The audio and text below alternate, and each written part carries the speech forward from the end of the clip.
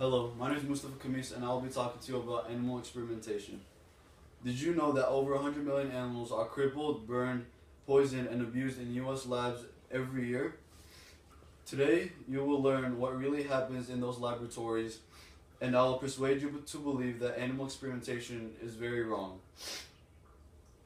I have always heard that scientists run tests on a lot of different animals. Then I thought to myself, well, I guess they know what they're doing because they're scientists. It's their job. But then I decided to do my own research and find out what they really do. And what I found was really terrible.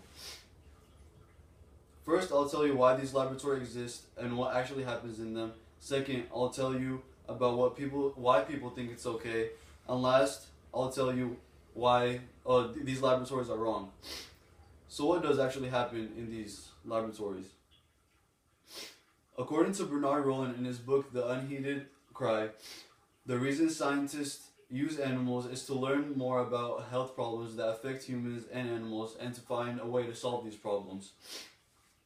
Scientists run multiple tests on these animals, and the living condition of these animals is very stressful. Aside from the fact that they suffer from major pain protocols, they spend their lives in cages, unable to behave their natural ways. They barely have any nutrients and barely get any water, and live in packed environments, limiting their natural growth. 90 to 95% of these animals in the labs are rats, mice, and birds, which are the only animals that are excluded from the inspections that the Public Health Services requires labs to conduct. Whenever scientists use any of these other animals, they have to go through a certain protocol with the PHS so they can use the animals. The next question is, why are people okay with these tests? The main reason why they are okay with these tests is because people usually accept animal research only when they think that the animals won't suffer any pain, and only when it is scientifically necessary. They think that these scientists are treating the animals with care like you would treat an everyday pet, like your dog or cat. They think that these scientists treat them with love and compassion just like you do to your pets. The only experiments we see that get published online are the ones that actually succeed.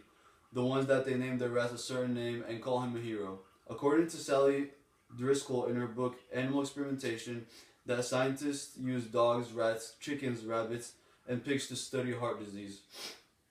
Actually, chickens provide one of the earliest models of how cancer spreads and grows. So when people see this success, they think the animal testings are really good and helpful. But are they as really helpful as they say? According to Alex Rich in his book Animal Rights, an overview, registration of a single pesticide or solution requires more than 50 experiments and the use of as many as 12,000 animals. This shows how many experiments fail and how many of those animals die. The small number of success comes with a hefty price for all those animals. Is it really worth it? Most of these tests are misleading, as an animal disease and a human disease could be 99% the same, but their solutions could be completely different. Then after that, the rats are no longer needed. They inject them, kill them, and then they throw them away. Why should these poor animals suffer with endless torture when it isn't necessary? Now we come to a conclusion. First, I told you why the laboratories exist. Second, I told you why people think it's okay. And finally, I told you why it is not okay. After listening to my speech, I hope you know how cruel and unjust these animals get treated, and I hope you will completely be against animal experimentation. Thank you.